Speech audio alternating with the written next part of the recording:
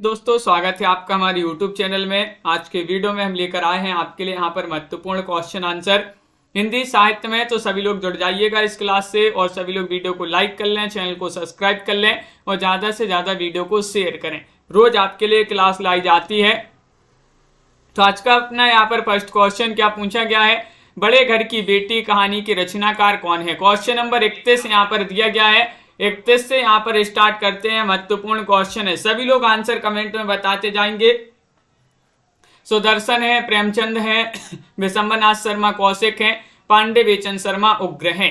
ये चार विकल्प आपके यहाँ पर दिए गए हैं। और बड़े घर की बेटी कहानी जो है इसकी रचनाकार पूछा गया है। 31वां क्वेश्चन है, चार विकल्प हैं और आप सभी का सही आंसर आ रहा है। ये प्रेमचंद जी की कहानी मानी जाती है। किनकी? मुंशी प्रेमचंद। विकल्प नंबर बी वाला विकल्प यहाँ पर सही आंसर होगा। अगला क्वेश्चन यहाँ पर देखिएगा। क्वेश्चन नंबर यहाँ पर पूछा गया है 32वां क्वेश्चन यहाँ पर दिया गया है। मुंशी प्रेमचंद की हिंदी भाषा में प्रकाशित पहली कहानी कौन सी मानी जाती है। दामुल का कैदी है, पंच परमेश्वर है, बड़े भाई साहब है, बलिदान है। 32 में आप सभी लोग सही आंसर चयन करिएगा। 32 का सही आंसर क्या होगा?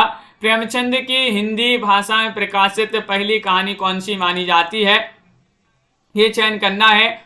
तो सही आंसर है वह मानी जाती है पंच परमेश्वर। कौन सी? पंच परमेश्वर। विकल्प नंबर बी वाला यहाँ पर सही आंसर होगा। अगला क्वेश्चन यहाँ पर देखिएगा। शिवांशी जी, मीना जी, क्वेश्चन नंबर यहाँ पर दिया गया है 33वां क्वेश्चन है। यहाँ पर पूछा गया है कि निम्न में से प्रसाद जी की कौन सी रचना ब्रज भाषा में है। ब्रज भाषा में रचना बताना है, बताइएगा। चित्राधार है, महाराणा का महत्व है, आंसू है, कामायनी है।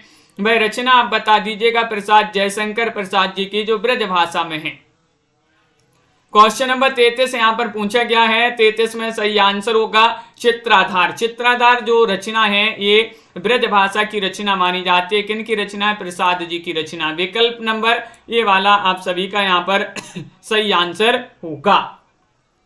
अगला क्वेश्चन यहाँ पर देखिएगा। क्वेश्चन नंबर यहाँ पर पूछा गया है 34वां क्वेश्चन यहाँ पर दिया गया है पाखंड प्रतिषेध। पाखंड प्रतिषेध जो किसकी स्फुट कविताओं का संग्रह है।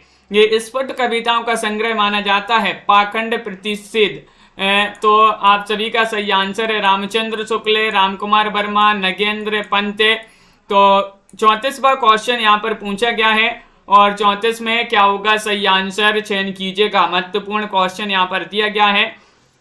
ये स्फुट कविताओं का संग्रह माना जाता है। किसके स्फुट कविताओं का संग्रह है? तो रामचंद्र शुक्ल यहाँ पर सही आंसर है, आचार्य रामचंद्र शुक्ल जी की।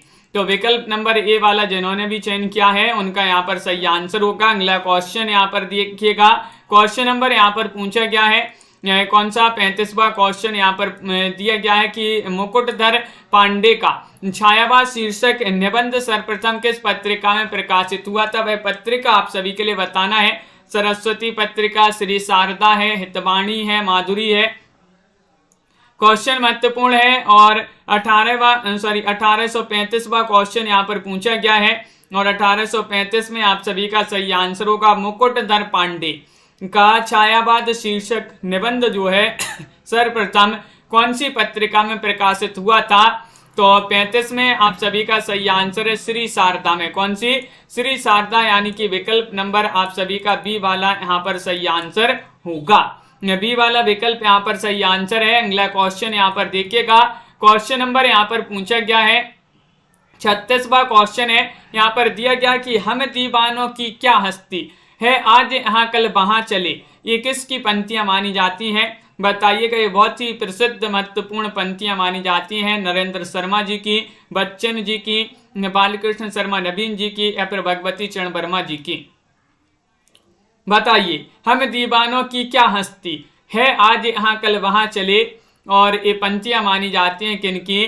तो 36 में सही आंसर आ रहा है भगवती चरण वर्मा। किनकी? भगवती चरण वर्मा। विकल्प नंबर 4 यहाँ पर सही आंसर होगा। डी वाला विकल्प आप सभी का सही आंसर है। अगला क्वेश्चन यहाँ पर देखिएगा।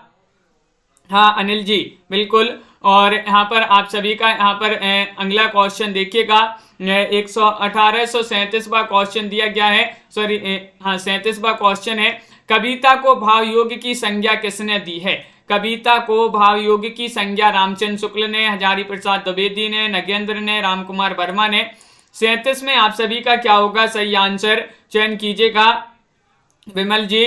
और महत्वपूर्ण क्वेश्चन यहाँ पर दिया गया, सभी के कमेंट हम यहाँ पर देखते जाते हैं और आप सभी का यहाँ पर सही आंसर आ रहा है। कविता को भावयोग की संज्ञा दी है आचार्य रामचंद्र शुक्ल जी ने। किन्होंने? आचार्य रामचंद्र शुक्ल। यहाँ पर सही आंसर होगा। अगला क्वेश्चन यहाँ पर देखिएगा, क्वेश्चन नंबर यहाँ पर 38 क्या पूछा गया है। ये रहा क्वेश्चन नंबर 38। महत्वपूर्ण क्वेश्चन है कि निम्न में से कौन प्रेम और मस्ती का काव्य की काव्यधारा के कवि नहीं है। देखिएगा आपसे यहाँ पर नहीं पूछ लिया गया है तो नहीं में चयन करना है आप सभी के लिए। प्रसाद जी या फिर बच्चन जी या फिर रामेश्वर शुक्ल अंचल या फिर नरेंद्र शर्मा। प्रेम और मस्ती का काव्य की काव्यधारा के कवि कौन नहीं है, तो सही आंसर होगा आप सभी का यहाँ पर विकल्प नंबर 1 सही आंसर है। 38 में जयशंकर प्रसाद जो है प्रेम और मस्ती की काव्यधारा के कवि नहीं माने जाते हैं। विकल्प नंबर ए वाला जिन्होंने भी चयन किया है उनका यहाँ पर सही आंसर होगा। अगला क्वेश्चन यहाँ पर देखिएगा, क्वेश्चन नंबर यहाँ पर पूछा गया है, क्या पूछा गया है 39वां क्वेश्चन यहाँ पर दिया गया है। देखिएगा बहुत ही महत्वपूर्ण क्वेश्चन है कि छाया भारतीय दृष्टि से अनुभूति और अभिव्यक्ति की भंगिमा पर अधिक निर्भर करती है। छायावाद के संबंध में उक्त पंक्तियां किसकी मानी जाती हैं। ये पंक्तियां पूछी जाती हैं। 1839वां क्वेश्चन पूछा गया, रामचंद्र शुक्ल, जयशंकर प्रसाद, महादेवी वर्मा या फिर डॉक्टर नगेंद्र। छाया भारतीय दृष्टि से अनुभूति और अभिव्यक्ति की भंगिमा पर अधिक निर्भर करती है। छायावाद के संबंध में उक्त पंक्तियां किसकी मानी जाती हैं, तो सही आंसर होगा जयशंकर प्रसाद। विकल्प नंबर बी वाला विकल्प यहाँ पर सही आंसर होगा। जयशंकर प्रसाद जिन्होंने भी चयन किया है उनका यहाँ पर सही आंसर है। क्वेश्चन नंबर यहाँ पर 40 क्या पूछा गया है। देखिएगा ये रहा क्वेश्चन नंबर 40 है। महत्वपूर्ण है कि छायावाद को सांस्कृतिक नवजागरण से संबंधित किसने माना है, बताइए। 40 में चयन करना है डॉक्टर नगेंद्र जी ने, रामचंद्र शुक्ल जी ने, नंद दुलारी वाजपेयी या फिर सुमित्रा नंदन पंत जी ने। तो छायावाद को सांस्कृतिक नवजागरण से संबंधित किसने माना है, ये पूछा गया है। क्वेश्चन महत्वपूर्ण है और आप सभी का यहाँ पर सही आंसर आ रहा है। क्वेश्चन नंबर 40 में नंद दुलारी वाजपेयी, क्या आ रहा है सही आंसर, नंद दुलारी वाजपेयी यहाँ पर सही आंसर होगा। विकल्प नंबर सी जिन्होंने भी चयन किया है उनका यहाँ पर सही आंसर है। अगला क्वेश्चन यहाँ पर देखिएगा, क्वेश्चन नंबर 41 पूछा गया है कि छायावाद की प्रथम कृति कौन सी मानी जाती है। छायावाद की प्रथम रचना आपके लिए बताना है कौन सी मानी जाती है। झरना है, जूही की कली है, पल्लव है या फिर गीतिका है, बताइए। छायावाद की प्रथम कृति, प्रथम रचना बताना है कौन सी मानी जाती है और आप सभी का यहाँ पर सही आंसर आ रहा है। वह रचना मानी जाती है झरना। कौन सी, झरना आप सभी का यहाँ पर सही आंसर है। जयशंकर प्रसाद जी जो हैं उन्हीं की रचना मानी जाती है ए झरना, वो छायावाद की प्रथम कृति मानी जाती है। बहुत ही प्रसिद्ध महत्वपूर्ण रचना है ए। क्वेश्चन नंबर 42 यहाँ पर क्या पूछा गया है, छायावाद काव्य न रहकर केवल अलंकृत संगीत बन गया था, ये किसने कहा है। क्वेश्चन नंबर 42 में बताना है, बताइएगा। ये राम कुमार वर्मा ने, सुमित्रा नंदन पंत ने, जयशंकर प्रसाद या फिर निराला, किन्होंने कहा है ये छायावाद काव्य न रहकर केवल अलंकृत संगीत बन गया था, ये किसने कहा है, किसने कहा था। तो सही आंसर होगा विकल्प नंबर बी यानी कि सुमित्रा नंदन पंत ने। किन्होंने कहा, सुमित्रा नंदन पंत यहाँ पर सही आंसर होगा। विकल्प नंबर 2 यहाँ पर जिन्होंने भी, सभी लोगों ने सही आंसर चयन किया है। बहुत बढ़िया। अगला क्वेश्चन यहाँ पर देखिएगा, क्वेश्चन नंबर आपसे यहाँ पर 43 क्या पूछा गया है। ये रहा क्वेश्चन नंबर 43, महत्वपूर्ण है क्वेश्चन। देखिएगा यहाँ पर दिया गया कि हृदय हृदय ही तुम्हें दान कर दिया, क्षुद्रता उसने गर्व किया, तुम्हें पाया अगाध गंभीर, कहाँ जल बिंदु कहाँ निधि नीर। ये पंक्तियां किसकी मानी जाती हैं। 43 में चयन करना है। 43 का आंसर सभी लोग बताएंगे। मोहनलाल महतो वियोगी है, निराला जी हैं, सुमित्रा नंदन पंत जी हैं, प्रसाद जी हैं। 43 में सही आंसर चयन करिएगा। हृदय ही तुम्हें दान कर दिया, क्षुद्रता उसने गर्व किया, तुम्हें पाया अगाध गंभीर, कहाँ जल बिंदु कहाँ निधि नीर। ये पंक्तियां मानी जाती हैं प्रसाद जी की। किनकी? जयशंकर प्रसाद यहाँ पर सही आंसर है। विकल्प नंबर डी वाला जिन्होंने भी चयन किया है उनका सही आंसर होगा। अगला क्वेश्चन यहाँ पर देखिएगा, क्वेश्चन नंबर 44 यहाँ पर पूछा गया है, आकाश गंगा के रचयिता कौन माने जाते हैं? ये बताना है। आकाश गंगा किनकी रचना मानी जाती है? बताइएगा। लक्ष्मी नारायण मिश्र की है, जयशंकर प्रसाद जी की रचना है, रामकुमार वर्मा जी की रचना है, सुमित्रानंदन पंत जी की रचना है। किनकी रचना मानी जाती है ये पूछा गया है। आकाश गंगा के रचयिता कौन माने जाते हैं? 44वां क्वेश्चन यहाँ पर दिया गया है और रामकुमार वर्मा जिन्होंने भी विकल्प नंबर सी चयन किया है उनका यहाँ पर सही आंसर होगा। क्या होगा सही आंसर? रामकुमार वर्मा यहाँ पर सही आंसर है। अगला क्वेश्चन यहाँ पर देखिएगा, क्वेश्चन नंबर यहाँ पर पूछा गया है आपसे 45वां क्वेश्चन यहाँ पर दिया गया है, युगपथ के रचयिता कौन माने जाते हैं? बताइए, युगपथ के रचयिता कौन माने जाते हैं? सुमित्रानंदन पंत हैं, रामचंद्र शुक्ल हैं, निराला जी हैं, रामधारी सिंह दिनकर हैं। कौन है युगपथ के रचनाकार? 45वां क्वेश्चन यहाँ पर दिया गया है और 45 में सही आंसर होगा विकल्प नंबर 1 यानी कि सुमित्रानंदन पंत जी की रचना मानी जाती है। किनकी? सुमित्रानंदन पंत यहाँ पर विकल्प नंबर ए वाला यहाँ पर सही आंसर होगा, युगपथ के रचनाकार। क्वेश्चन नंबर यहाँ पर आपसे पूछा गया है 46वां क्वेश्चन है, कलापी के रचयिता बताइएगा कौन माने जाते हैं? क्वेश्चन नंबर 40 में सही आंसर बताएंगे सभी लोग। कलापी रचना मानी जाती है आरसी प्रसाद सिंह की, गोपाल सिंह नेपाली जी की, रामकुमार वर्मा जी की या फिर सुमित्रानंदन पंत।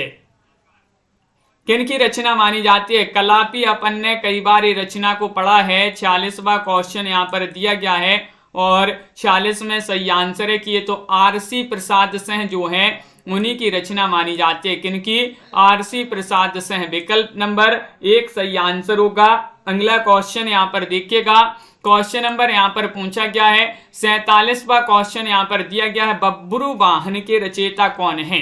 बब्बरू वाहन के रचयिता बताना है कौन माने जाते हैं? उदय शंकर भट्ट हैं, प्रसाद हैं, रामकुमार वर्मा हैं, जनार्दन प्रसाद झा हैं। 47वां क्वेश्चन यहाँ पर दिया गया है और 47 में सही आंसर क्या होगा? बहुत बढ़िया, महत्वपूर्ण क्वेश्चन दिया गया, बब्बरू वाहन के रचयिता कौन माने जाते हैं? तो विकल्प नंबर यहाँ पर बी वाला विकल्प बहुत सारे लोग बता रहे हैं कि बब्बरू वाहन ए प्रसाद जी की रचना मानी जाती है। बब्बरू वाहन पर प्रसाद मिलता है। बब्बरू वाहन जो है, बब्बरू वाहन पर क्या मिलता है? प्रसाद मिलता है। प्रसाद से जयशंकर प्रसाद यहाँ पर सही आंसर है, उन्हीं की बहुत ही महत्वपूर्ण रचना मानी जाती है ये। अगला क्वेश्चन यहाँ पर देखिएगा, 48वां क्वेश्चन दिया गया है, सांध्य गीत के रचयिता कौन माने जाते हैं? 48 में चयन करना है, महत्वपूर्ण क्वेश्चन है। सुमित्रानंदन पंत जी की रचना है, महादेवी वर्मा की रचना है, आरसी प्रसाद सिंह की रचना है या फिर रामकुमार वर्मा की रचना है। 48 में चयन करना है, क्या होगा सही आंसर? सांध्य गीत के रचयिता कौन माने जाते हैं ये पूछा गया है, तो सही आंसर है देखिएगा दीपशिखा, नीरजा, ये सभी रचना जो है, दीपशिखा जो रचना है ये भी इन्हीं की मानी जाती है। किनकी? महादेवी वर्मा की। और सांध्य गीत भी इन्हीं की रचना मानी जाती है। महादेवी वर्मा जो है, एक क्वेश्चन तो पूछा ही जाता है इनसे कि आधुनिक युग की मीरा किन्हें कहा जाता है। कई बार आपके लिए रोज बताते हैं, इसलिए बताते ताकि आपके लिए याद रहे। आधुनिक युग की मीरा कहा जाता है किनके लिए? महादेवी वर्मा जी के लिए। बी वाला विकल्प यहाँ पर सही आंसर होगा। अगला क्वेश्चन यहाँ पर देखिएगा, क्वेश्चन नंबर यहाँ पर 49 दिया गया है। क्या पूछा गया है? शेर सिंह का शस्त्र समर्पण प्रसाद जी की किस रचना में संकलित है? 49वां क्वेश्चन यहाँ पर दिया गया है, लहर में है, कामायनी में है, प्रेम पथिक में, चित्राधार में। बताइए क्वेश्चन नंबर 49 का सही आंसर क्या होगा? आपसे पूछा गया शेर सिंह का शस्त्र समर्पण प्रसाद जी की किस रचना में संकलित है? वह रचना यहाँ पर बताना है कौन सी रचना मानी जाती है। तो विकल्प नंबर यहाँ पर सही आंसर होगा 1 यानी कि लहर। लहर यहाँ पर सही आंसर होगा। विकल्प नंबर ए वाला जिन्होंने भी चयन किया है उनका यहाँ पर सही आंसर है। बहुत बढ़िया, सभी लोगों ने सही आंसर बताया है, लहर। अगला क्वेश्चन यहाँ पर देखिएगा, क्वेश्चन नंबर 50 आपसे पूछा है, उत्तरा के रचनाकार कौन माने जाते हैं? किन की रचना मानी जाती है? पंत की रचना है, निराला जी की रचना है, जयशंकर भट्ट हैं या फिर जनार्दन झा हैं। 50वां क्वेश्चन है। और आपके लिए यहाँ पर बता दें कि अपनी जो 3000 प्रश्नों की सीरीज चल रही है, 3000 प्रश्न इस पीडीएफ में है। मात्र 199 रुपये में आप इस पीडीएफ को खरीद सकते हैं। 199 रुपये मात्र में आप जो है ये नंबर चल रहा है, इस नंबर पर आप संपर्क कर सकते हैं और 199 रुपये में ये 3000 प्रश्न हिंदी साहित्य के यहाँ पर मिलेंगे आपके लिए। तो आप इनको जो है इस पीडीएफ को परचेस कर सकते हैं। और उत्तरा के रचयिता कौन माने जाते हैं? तो पंत जी की रचना मानी जाती है। सुमित्रा नंदन पंत यहाँ पर सही आंसर होगा। क्वेश्चन नंबर आपसे यहाँ पर अगला क्या पूछा गया है, देखिएगा। क्वेश्चन नंबर यहाँ पर 51वां क्वेश्चन दिया गया है। महादेव वर्मा का प्रथम काव्य संग्रह कौन सा है? इनका प्रथम काव्य संग्रह बताना है। क्वेश्चन नंबर 51 में चयन करना है, सभी लोग बताइएगा। नीरजा है, निहार है, सांदगीत है, रश्मि है, बताइए क्या होगा सही आंसर। क्वेश्चन महत्वपूर्ण 51वां क्वेश्चन है महादेवी वर्मा और इनका प्रथम काव्य संग्रह पूछा गया है। तो इनका प्रथम काव्य संग्रह माना जाता है कौन सा? निहार। निहार आपका विकल्प नंबर 1 सही आंसर होगा। निहार, रश्मि, नीरजा, सांदगीत, दीपशिखा, ये सभी रचनाएं जो हैं किनकी मानी जाती हैं? महादेव वर्मा जी की रचनाएं मानी जाती हैं। लेकिन यहाँ पर महादेव वर्मा जी का प्रथम काव्य संग्रह तो निहार आपका सही आंसर होगा। अगला क्वेश्चन यहाँ पर देखिएगा। क्वेश्चन नंबर आपसे यहाँ पर 52 पूछा गया है। प्रसाद जी की किस काव्य रचना को दार्शनिक मनीषा का महाकाव्य माना जाता है? बताइएगा वह कौन सी रचना है? झरना है या फिर कामायनी है, आंसू है, करुणालय है। 52वां क्वेश्चन यहाँ पर दिया गया है। 52 में सही आंसर क्या होगा बताइए। सभी लोग चयन करते जाइएगा। महत्वपूर्ण क्वेश्चन यहाँ पर दिया गया है, सभी के कमेंट यहाँ पर देखते जा रहे हैं और सही आंसर होगा यहाँ पर कामायनी। विकल्प नंबर बी वाला विकल्प जिन्होंने भी चयन किया है उनका यहाँ पर सही आंसर है कामायनी। सही आंसर विकल्प नंबर 2। अगला क्वेश्चन यहाँ पर क्या पूछा गया है? क्वेश्चन नंबर 53 दिया गया है। रामचंद्र के अनुसार छायावाद का प्रथम और प्रतिनिधि कवि कौन है? रामचंद्र के अनुसार बताना है। प्रसाद जी हैं, महादेव वर्मा है, सुमित्रा नंदन पंत हैं या फिर सूर्यकांत त्रिपाठी निराला हैं। क्वेश्चन महत्वपूर्ण है। 53वां क्वेश्चन यहाँ पर दिया गया है। 53 में क्या होगा सही आंसर? रामचंद्र के अनुसार बताना है छायावाद का प्रथम और प्रतिनिधि कवि कौन माना जाता है, ये पूछा गया है। तो विकल्प नंबर यहाँ पर आप सभी का सी वाला सही आंसर है, सुमित्रा नंदन पंत। क्या होगा सही आंसर? सुमित्रा नंदन पंत यहाँ पर सही आंसर है। अगला क्वेश्चन यहाँ पर देखिएगा। क्वेश्चन नंबर यहाँ पर पूछा गया है। 54वां क्वेश्चन है कि गीति काव्य शब्द का सर्वप्रथम प्रयोग किसने किया? गीति काव्य शब्द जो है इसका सर्वप्रथम प्रयोग बताना है। किन्होंने किया था? मुकुटधर पांडे ने, लोचन प्रसाद पांडे ने, आचार्य शुक्ल जी ने, नंद दुलारी वाजपेयी जी ने। 54वां क्वेश्चन यहाँ पर पूछा है और 54 में सही आंसर क्या होगा ये चयन करना है। तो विकल्प नंबर बी वाला यहाँ पर सही आंसर होगा लोचन प्रसाद पांडे ने। लोचन प्रसाद पांडे जो हैं इन्होंने गीति काव्य शब्द का सर्वप्रथम प्रयोग अगर किसी ने किया था तो वह लोचन प्रसाद पांडे ने इस शब्द का प्रयोग किया था, गीति काव्य। क्वेश्चन नंबर यहाँ पर आपसे 55 पूछा गया है। महत्वपूर्ण क्वेश्चन है। क्या है कि प्रसाद जी का कौन सा काव्य शैव दर्शन के आनंदवाद पर आधारित है? शैव दर्शन के आनंदवाद पर आधारित इनका काव्य माना जाता है। चित्राधार है या फिर कामायनी है, लहर है या फिर आंसू है। 55 में सभी लोग सही आंसर चयन करेंगे। क्या होगा सही आंसर बताइएगा सभी लोग। महत्वपूर्ण क्वेश्चन यहाँ पर दिया गया है। प्रसाद जी का कौन सा काव्य शैव दर्शन के आनंदवाद पर आधारित है, ये पूछा गया है। 55वां क्वेश्चन है और आप सभी का सही आंसर होगा कि वह है कामायनी। कौन सा माना जाता है? कामायनी यहाँ पर सही आंसर है। एक शैव दर्शन के आनंदवाद पर आधारित काव्य किनका? जयशंकर प्रसाद जी का। अगला क्वेश्चन यहाँ पर देखिएगा। 56वां क्वेश्चन यहाँ पर दिया गया है। कामायनी को नए युग का प्रतिनिधि काव्य किसने माना है? कामायनी जो रचना है प्रसाद जी की, इस रचना को नए युग का प्रतिनिधि काव्य माना है किन्होंने? नंद दुलारी वाजपेयी जी ने या फिर हजारी प्रसाद द्विवेदी जी ने, रामचंद्र शुक्ल जी ने, या फिर राम कुमार वर्मा जी ने। 56वां क्वेश्चन यहाँ पर दिया गया है। 56 में सही आंसर चयन करना है, चयन कीजिएगा। महत्वपूर्ण क्वेश्चन यहाँ पर दिया गया है और सही आंसर होगा नंद दुलारी वाजपेयी। विकल्प नंबर 1 जिन्होंने भी चयन किया है नंद दुलारी वाजपेयी, उनका यहाँ पर सही आंसर है। अगला क्वेश्चन यहाँ पर देखिएगा। क्वेश्चन नंबर यहाँ पर पूछा गया है 57वां क्वेश्चन यहाँ पर है, किस कवि का नाम झारखंडी था। ये तो पूछा ही जाता है, झारखंडी इस आपसे पूछा है, वह कौन से कवि थे बताइएगा। किस कवि का नाम झारखंडी था, ये पूछा गया है।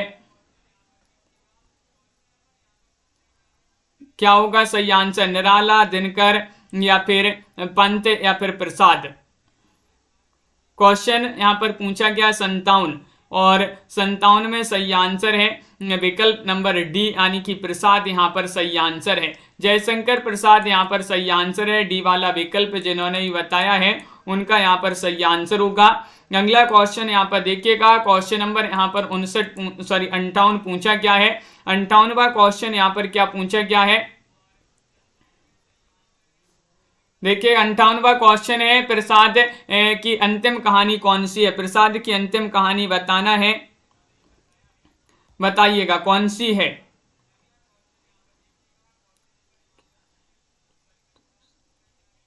क्वेश्चन नंबर यहाँ पर 58 पूछा गया है यहाँ पर कि प्रसाद की अंतिम कहानी कौन सी है आस्था जी। तो क्या होगा सही आंसर?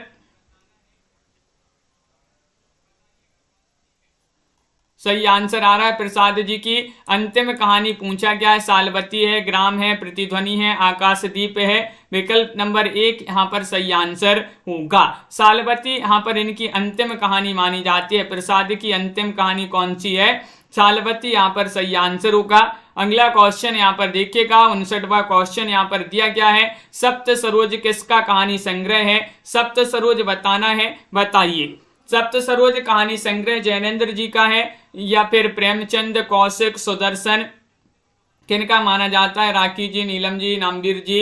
सभी लोगों के कमेंट देखते जा रहे हैं, एक बार सभी लोग लाइक अवश्य करते जाइएगा। और यहाँ पर सही आंसर होगा सप्त सरोज जो कहानी संग्रह है ये माना जाता है किनका? विकल्प नंबर यहाँ पर बी वाला आप सभी का सही आंसर होगा। ये प्रेमचंद जी का कहानी संग्रह माना जाता है। कौन सा? सप्त सरोज। अगला क्वेश्चन यहाँ पर दिया गया है। क्वेश्चन नंबर 60 क्या पूछा गया है देखिएगा। 60वां क्वेश्चन यहाँ पर है। 60वां क्वेश्चन यहाँ पर दिया गया है कि राम की शक्ति पूजा का रचना वर्ष बताना है। राम की शक्ति पूजा जो रचना है इसका रचना वर्ष माना जाता है 1936, 1930, 1940, 1932। इन 4 विकल्पों में से बताना है कौन सा विकल्प आपका यहाँ पर सही आंसर होगा। राम की शक्ति पूजा का रचना वर्ष बताना, इसका रचना वर्ष क्या माना जाता है? क्वेश्चन नंबर 60 है और 60 का सही आंसर है विकल्प नंबर बी वाला विकल्प यहाँ पर होगा सही आंसर। ए या फिर सी या डी, ये आपके 4 विकल्प यहाँ पर दिए गए हैं। तो राम की शक्ति पूजा का इसका माना जाता है 1936। यहाँ पर विकल्प नंबर ए वाला जो है वह सही आंसर होगा। अगला क्वेश्चन यहाँ पर देखिएगा। क्वेश्चन नंबर यहाँ पर पूछा गया है। 61वां क्वेश्चन यहाँ पर दिया गया है देखिएगा। रूप राशि के रचयिता कौन माने जाते हैं? रूप राशि के रचयिता बताना है। आरसी प्रसाद से हैं, केदारनाथ मिश्र हैं, वियोगी हरि हैं, रामकुमार वर्मा है। 61वां क्वेश्चन यहाँ पर दिया गया है। 61 में चयन करना है। रूप राशि के रचयिता कौन माने जाते हैं ये बताना है, बताइए मधु जी। रूप राशि के रचयिता कौन माने जाते हैं?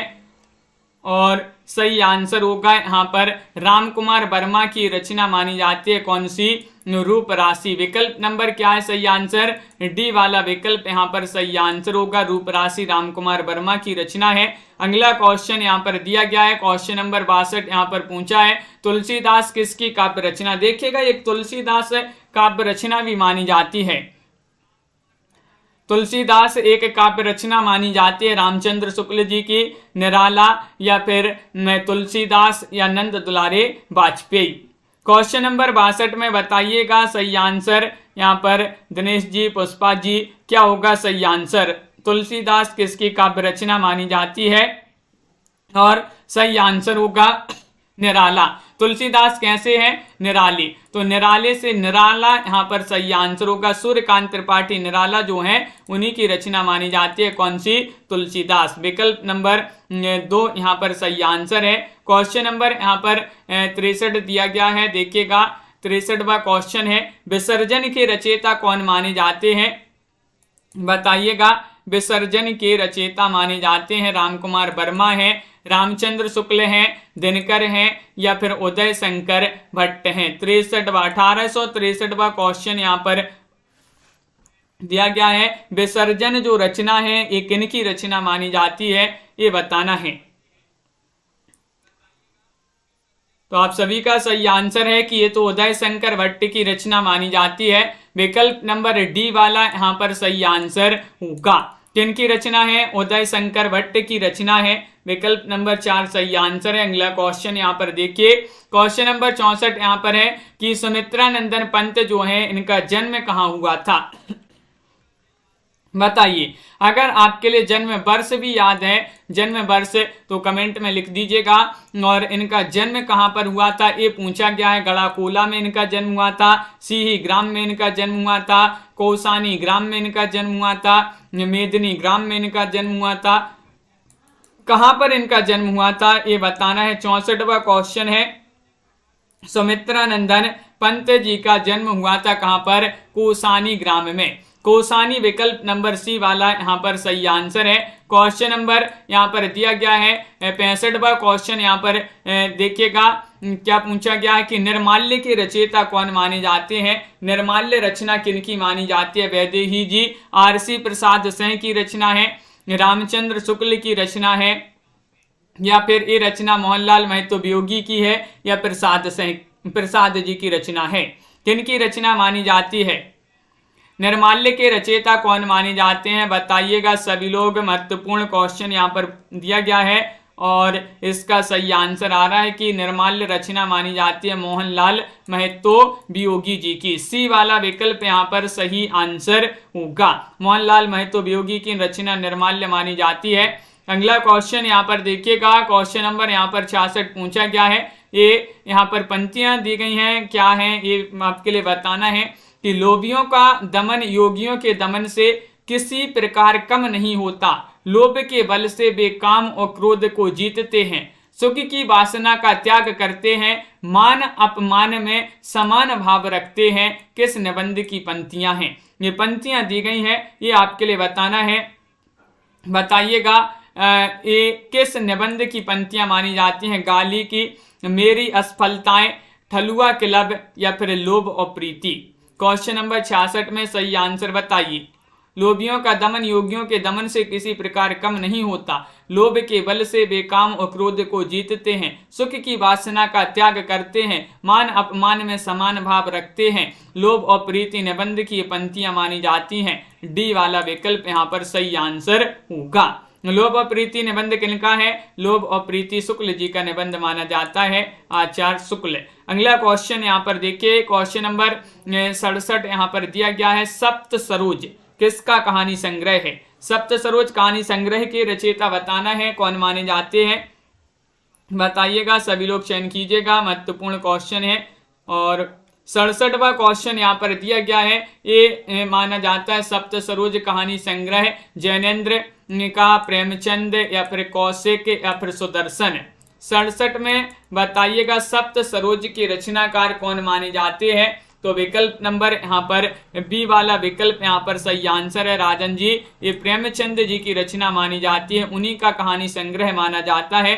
किनका? प्रेमचंद जी का। विकल्प नंबर 2 यहाँ पर सही आंसर है। अगला क्वेश्चन यहाँ पर देखिएगा, क्वेश्चन नंबर 68 यहाँ पर क्या दिया गया है? 68वां क्वेश्चन यहाँ पर दिया गया है कि प्रसाद का खड़ी बोली की कविताओं का पहला काव्य संग्रह कौन सा माना जाता है? पहला काव्य संग्रह पूछा गया है।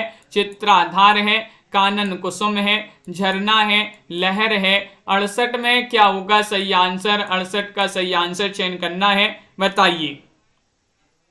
रीमा जी, प्रिया जी, मुस्कान जी, सभी लोगों के कमेंट देखते जा रहे हैं। 68 में बताइए प्रसाद का खड़ी बोली की कविताओं का पहला काव्य संग्रह कौन सा माना जाता है? और सभी लोग बता रहे हैं कि वह तो कानन कुसुम माना जाता है। तो लगा दें विकल्प नंबर बी में सही आंसर, कानन कुसुम यहाँ पर लगा दिया है सही आंसर।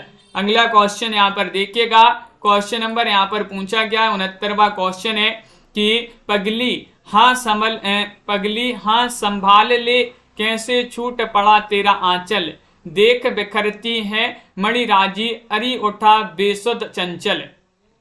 ये किसकी पंक्तियां मानी जाती हैं? ये पंक्तियां बताना है, पंत जी की हैं, प्रसाद, दिनकर या फिर महादेवी वर्मा जी की पंक्तियां हैं।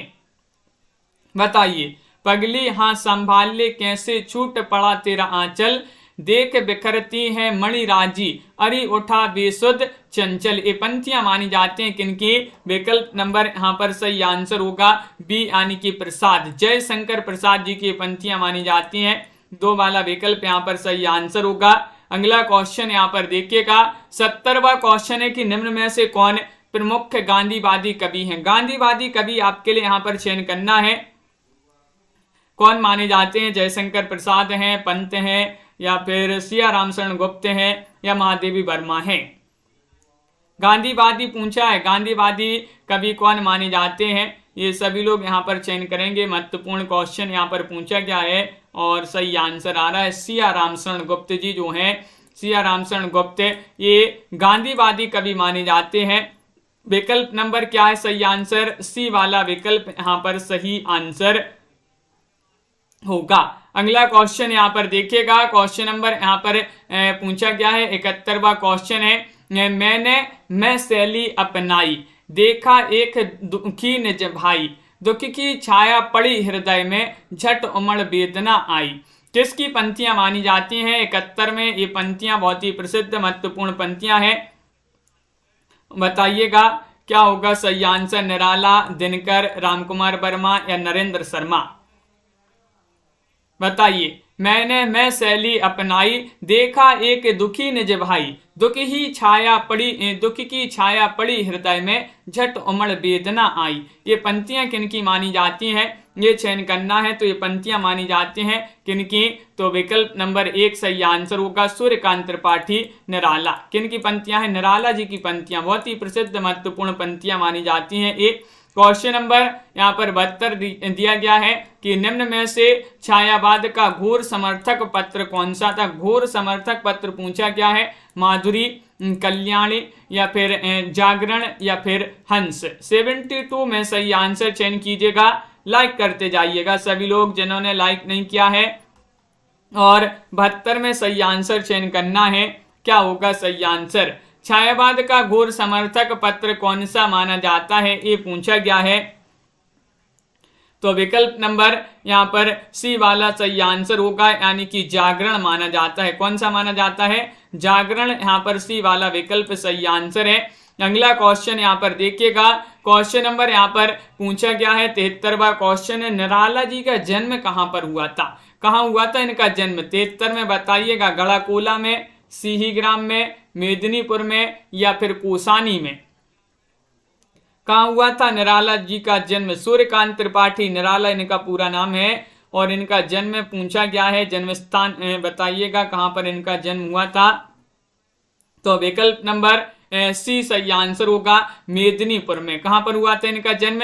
मेदिनीपुर, यहाँ पर सही आंसर होगा सी वाला विकल्प। बहुत सारे लोगों ने बहुत बढ़िया सही आंसर चयन किया है कि मेदिनीपुर लगा दीजिएगा, विकल्प नंबर 3 में सही आंसर। आगे बढ़ते हैं तो क्वेश्चन नंबर 74 यहाँ पर पूछा गया है कि निराला की किस रचना को महावीर प्रसाद द्विवेदी ने छापने के लिए मना कर दिया था? वह रचना बताना है। कौन सी वह रचना थी? राम की शक्ति पूजा थी, जूही की कली थी, प्रेसी थी या फिर अणिमा थी? चयन कीजिएगा। महत्वपूर्ण क्वेश्चन यहाँ पर दिया गया है, निराला की किस रचना को महावीर प्रसाद द्विवेदी ने छापने के लिए मना कर दिया था? वह रचना कौन सी थी, ये पूछा गया है। क्वेश्चन महत्वपूर्ण है, 74 में सही आंसर बताना है। तो जूही की कली यहाँ पर सही आंसर है। विकल्प नंबर 2 जिन्होंने भी चयन किया है जूही की कली, उनका यहाँ पर सही आंसर होगा। अगला क्वेश्चन यहाँ पर देखिएगा, क्वेश्चन नंबर यहाँ पर 75 पूछा गया कि निराला के अध्यात्म गुरु हैं, निराला जी के जो अध्यात्म गुरु हैं वह विवेकानंद जी हैं, या फिर रामकृष्ण परमहंस हैं, या फिर स्वामी रामतीर्थ हैं, या फिर अरविंद हैं। 75 में सही आंसर चयन करिएगा, क्या होगा सही आंसर बताइए।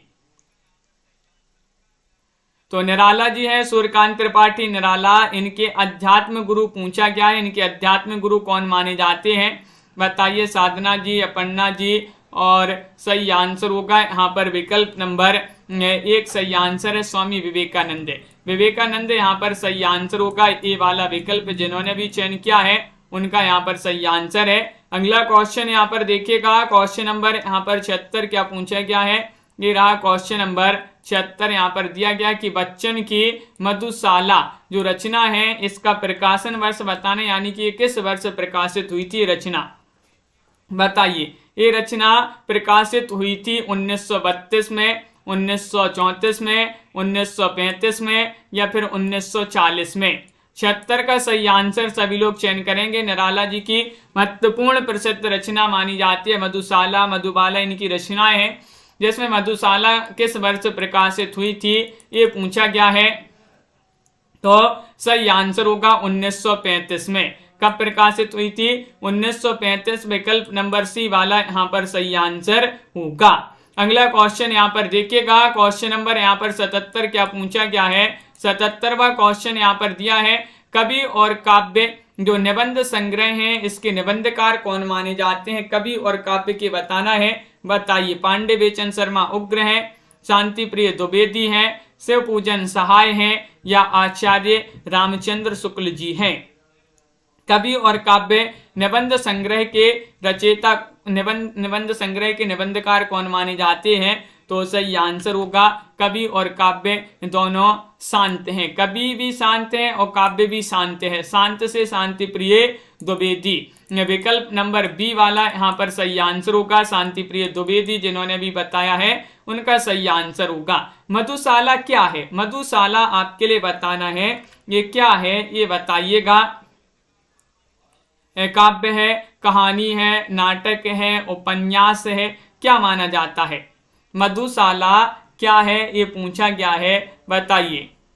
बच्चन जी की रचना है मधुशाला, मधुबाला ये रचना जो है जिसमें मधुशाला पूछा गया है ये क्या है, काव्य है, कहानी, नाटक, उपन्यास।